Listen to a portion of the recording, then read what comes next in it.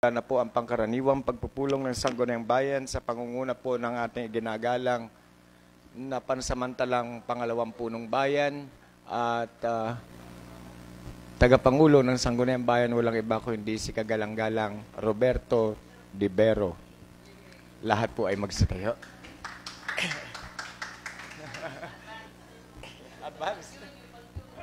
Magandang umaga po sa ating lahat, sa ating mga kababayan, sa nanonood po ng ating teleradyo at sa atin pong mga kababayan na naandito sa ating bulwagan. Magandang umaga po. Ang ating pong pangkaraniwang pagpupulong ay pamumunuan po ng ating SK Angela Salambides.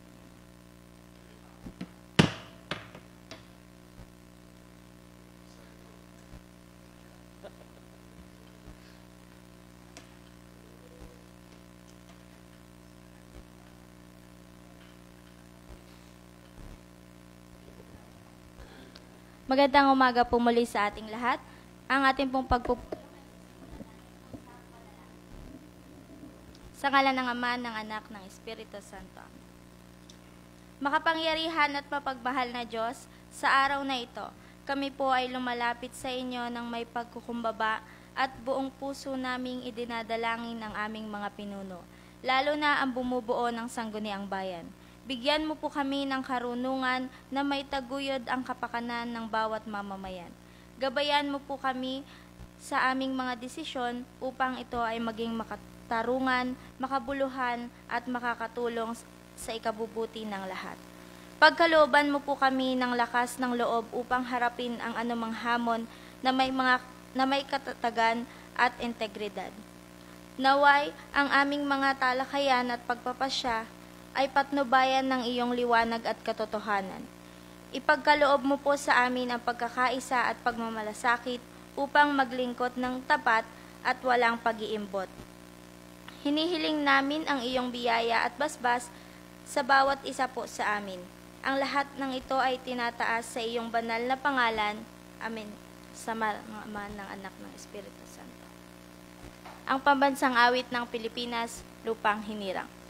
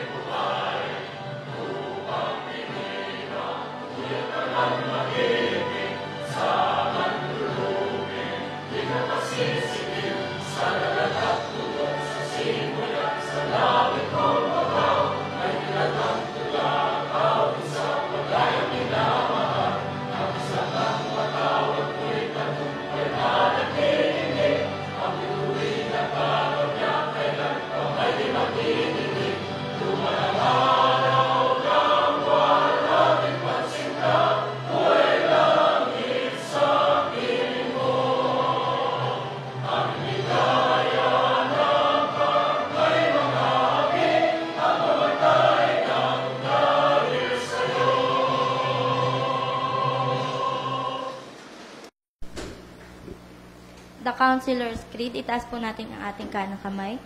I am the Philippine Councilor, mandated by law to enact measures and ordinances that redound to the general welfare of my constituents and the pursuit for happiness, peace, and prosperity. I believe in public service above self as a guiding principle of my official act. As I tread the pathways of local legislation, may Almighty God my mind and heart that I shall be true to my constituents and the Filipino people. Muli, magandang umaga po sa ating lahat. Magandang umaga po. Pagbasa po ng ating katitikan. Maraming salamat po kagalang-galang na tagapangulo. Ang katitikan po ng pangkaraniwang pulong ng Sangguniang Bayan ng Cagayan, Quezon na ginanap noong Hunyo 2, 2025 sa SB Session Hall ay naipadala na po sa lahat po ng ating mga kagalang-galang na konsehalis ng bayan. Kung kaya po ito po ay hinihiling ko na mapagtibay sa pamamagitan ni kagalang-galang Fort Salambides. Kagalang-galang Fort Salambides. Maraming salamat po, kagalang-galang na tagapangulo. Kung wala na pong katanungan at paglilinaw, sa ating pong nakaraang katitikan ay hinihiling ko po na atin na po itong mapagtibay. Nakaraang katitikan, pinangaluwahan, kagalang-galang, Konsyal Josie Wagan.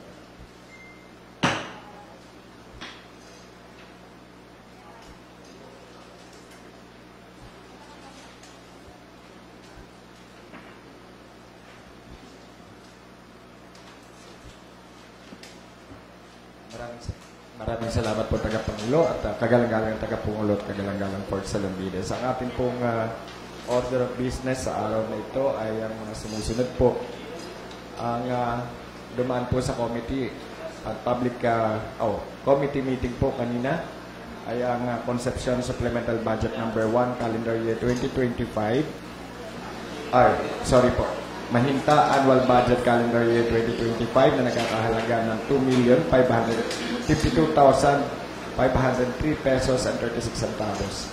At ang ating pong nakatala po ngayong pag-uusapan ay yung Annual Investment Program po ng Bayan ng Tagkoy ng taong 2025 po.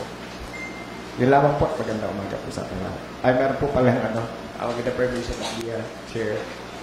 Meron pong sulat po dito para po doon po sa Araw ng Kalayaan ng Pilipinas, dito po sa bayan ng Tagkayan ito. Ang lahat po ay inaanyayahan. Ang lahat po ng dadalo ay makabayang kasuotan. Magiging partisipasyon po natin ay ang pagdalo at ang pananalita po ng ating kagalang-galang Roberto P. Dibero, gumaganap na ikalawang punong bayan, at ang makabuluhang at makahulugang mensahe po ng kagalang-galang Danilo Lalunyo Liwanag, gumaganap na punong bayan. At kasabay po nito, ang tanong po ay kung saan daw po tayo pupunta. Memorandum Circular Number DHT-012 to all Vice Mayors at Sangguniang Bayan, Panlungsod, members of the cities and municipalities in Quezon Province. Subject, attendance to the 127th Philippine Independence Day celebration and second anniversary of SIPS Declaration in Quezon Province, dated June 5, 2025. We are hereby enjoined to attend the celebration of the 127th anniversary of the Philippine Independence with the Team Kalayaan, Kinabukasan, Kasaysayan, to be held on June 12, 2025, 7 a.m. in the Capitol Grounds, Lucena City. This also marks the second anniversary of Stable Peace and Internal Security Declaration in Quezon Province. The attire for this event is Barong Tagalog, Filipiniana. For confirmation, kindly contact Myra Rojas. Attached is the copy of the program. Flow of the reference. Your attendance is highly encouraged. Signed, Angelina Dr. Helen De Lunatan, Provincial Governor. Ayun po, dalawa po yung magkasabay na magaganap sa June 12. Maraming salamat po.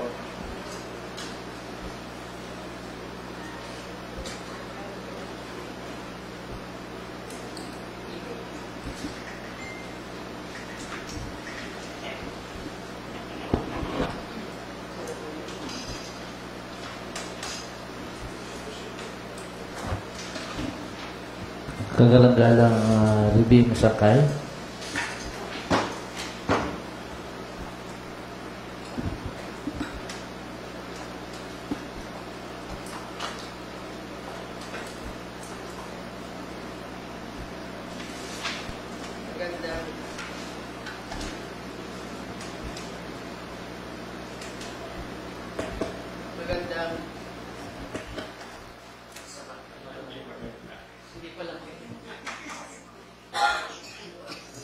Magandang umaga po sa ating lahat, sa ating pong kagalang-galang na tagapangulo, kagalang-galang Vice Mayor Bobet Dibero, sa akin pong mga kasamahang miyembro ng Sangguniang Bayan, Secretary po, at sa ating pong mga kababayan, magandang umaga po muli sa ating lahat. Kahilingan po ng Barangay Mahinta na mapagtibay ang kanilang annual budget para po sa taong kasalukuyan na nagkakahalaga ng 2,552,503 pesos point 36 centavos na gugugulin po sa iba't ibang programa at proyekto ng Barangay Mahinta para po sa taong kasalukuyan. Barangay Mahita Annual Budget, pinangaluhan ni Jose Ruel Enriquez. Isa pa po, para po sa Annual Investment Program Supplemental para po sa taong kasalukuyan ng Pamahalang Bayan ng Bayan ng Tagkawayan na nagkakahalaga ng 6,212,269 pesos point 15 centavos na gugugulin po sa iba't ibang tanggapan ng Pamahalang Bayan at iba't ibang programa at proyekto na ito po ay pinagtibay na at dumaan sa masusing pag-aaral at dinaluhan po ito ng halos lahat na punong barangay ng Bayan ng Tagkawayan noong pong nakaraang AMDC sa AMDC Hall noong pong May 22, 2025. At ito po ay hinihiling na mapagtibay na ng Sangguniang Bayan. EIP ng Bayan ng Tagkawayan, pinangaluhan ng lahat ng Sangguniang Bayan.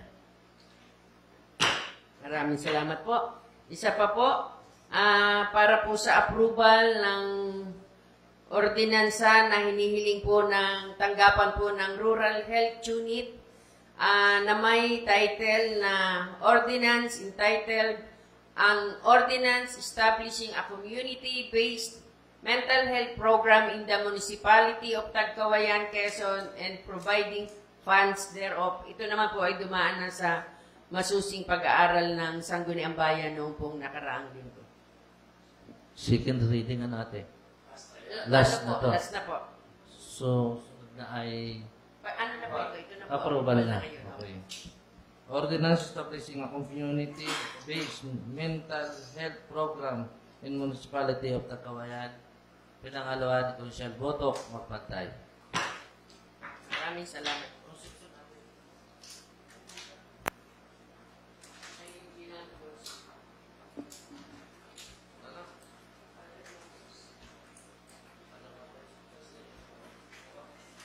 Galang Leos at Benaventura. Thank you po sa aming napakasipag na pansamantalang tagapangulo ngayong araw. Good morning po sa aking mga kasamahan. Mr. Chair, ako po ay nag-aakda ng isang kapasyang humihiling sa Tagkawayan Water District sa pangunguna po ni General Manager Engineer Ralph Panganiban na kung maaari po hanggat wala po tayong sapat na supply ng tubig para maibigay po sa ating mga consumer sa buong bayan po ng Tagkawayan, Quezon, na kung maaari po sana ay hindi po makapaningil ng minimum consumption sapagkat marami pong lugar ang hindi nabibigyan ng sapat na supply, ngunit nasisingilan pa rin at pilit pa rin naman po na nakakapagbayad naman ng minimum consumption kahit po kapos yung supply na nagagaling sa ating Tagkawayan Water District. Yun lamang po, Mr. Chair. Kahilingan sa Water District para dun sa maipatigil muna yung paniningil ng minimum. Pinangaluhan itong Selford sa Lumbides. Kagalang-galang Botok Magpantay. Magandang umaga po sa ating napakahusay na Vice Mayor, Mayor Powell Divero. Ako po ay hinihiling na sana ho ay maimbita natin ang pamunuan ng Water District para makapagpaliwanag kung ano ho ba ang kakalagayan ng ating katubigan sa bayan ng Tagkawayan at kung ano pa yung mga plano nila sa darating na panahon. Yun lamang, Mr. Vice. Pagpapatawag sa ating Water District, ano pong petsa?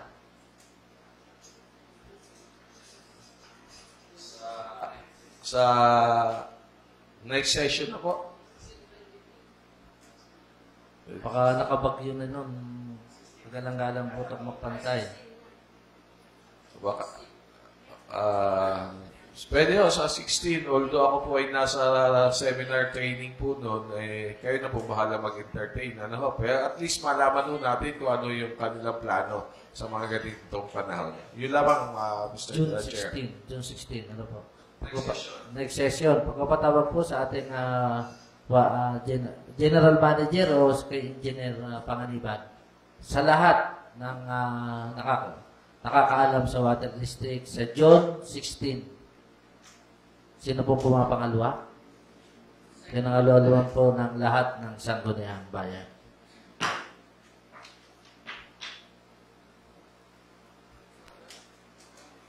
Kagalang-galang Jose Roel Enriquez.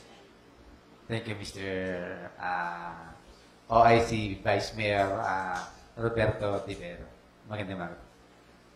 Isang kahilingan lamang po sa Menro na kung pwede po ay malinis po ba yung mga kanal dito sa Metro kasi nagtatagulan na po kasi. Lalo-lalo na po dun sa may ilog ng pagitan po ng Santa Cecilia at ng poblasyon. Baka po kasi may mga nakaharang ng mga kahoy, lagi po kasi itong binabaha oras na lumalakas ang ulan. Yun lamang po. Kahilingan sa ating Menro sa papangunguna ni Ma'am Rosana, tama po ba na ma-check o ma-declogging yung mga kanal? Pinangaluhan po ni Kagalang-galang Choy Ildesan.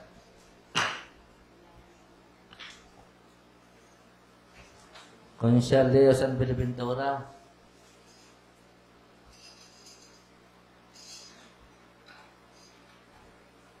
Thank you po ulit, Mr. Chair. Isa pa pong kahilingan. Ako po ay nag-aakda na isang kapasyang humihiling sa atin pong mga kaminero sa pangunguna po ni Mr. Ponciano Pailandi na kung maaari po ay mapalinis yun pong kahabaan na tinatawag po natin na horseshoe.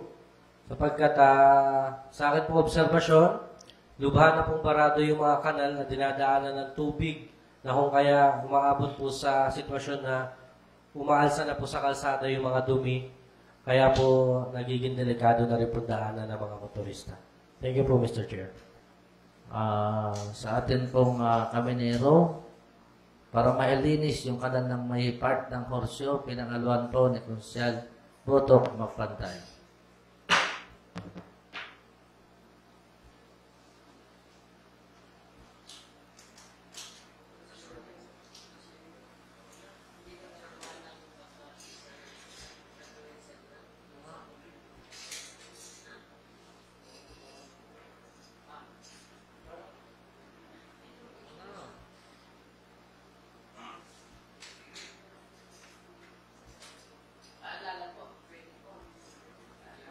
Kagalang-galang Revi Masangkay.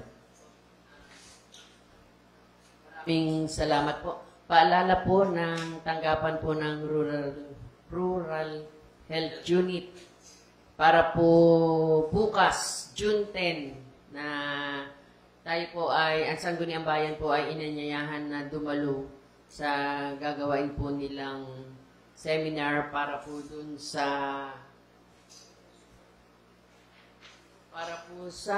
pangkalusugang barangay na meron pong mga barangay na napili dito po sa ating bayan na magiging recipient at dadating po ang ating regional director ng DOH. Kung kaya po ang lahat ng miyembro ng Sangguniang Bayan ay inaanyayahan bukas, June 10, sa ganap na ika-siyam ng umaga sa EMDC Hall po. Maraming salamat po. Alaala sa atin bukas, inaanyahan daw po tayo sa pangkalusugang pambarangay dito sa MDC bukas. Anong oras daw? Alas 10? Nice. Pinangaluan po ni Konsyal Leo San Binaventura. Parang kakong tinaas na kamay.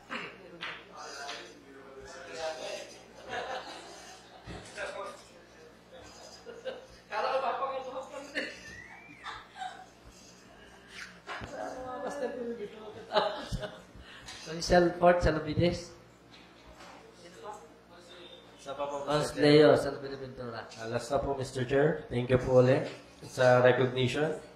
Ako po ay nag-aakda muli ng isang kapasyahan ng pagkilala sa Tagkawayan Central Elementary School, Drum and Lyre, sa kanila pong ginanap na patimpalak noong nakaraang Hunyo sa 7 sa Inares Stadium sa Antipolo, Rizal, Philippine Drum and Lyre Association Incorporation National Competition 2025. Nag-champion po muli ang ating kupunan ng Tagkawayan Central Elementary School.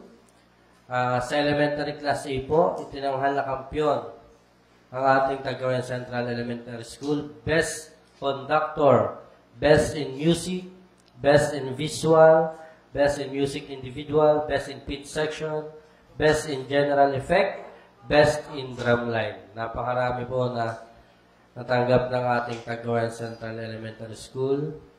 Kaya po, pagbati po, pinapabot na po sa Sangguniang Bayan, sa panguna po ni Vice Mayor Danny Liwanag, binabati po namin kayo lahat.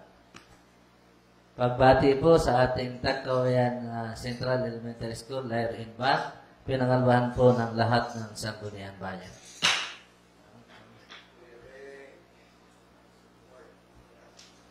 Consial Board Sarumbides. Kagalang-galang na tagapangulo, kung wala na pong paglilinaw ang ating mga kasamahan, ay hinihiling ko po ang pagsasara ng ating regular na pagpupulong.